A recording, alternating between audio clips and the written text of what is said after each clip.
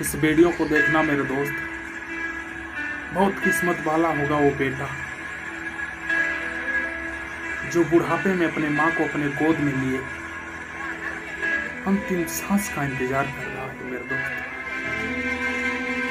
इस वीडियो को लास्ट तक देखना मेरे दोस्त।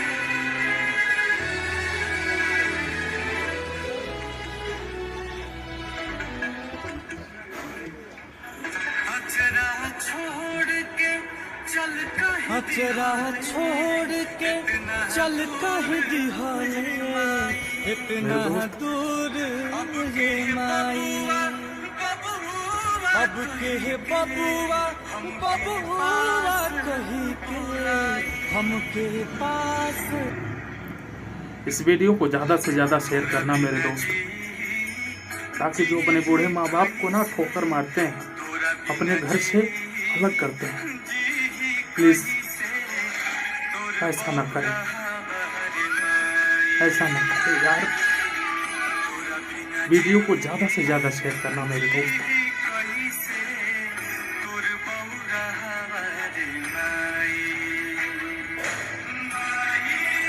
अंतिम सांस अपने बेटे के गोद में इस माँ ने तोड़ा।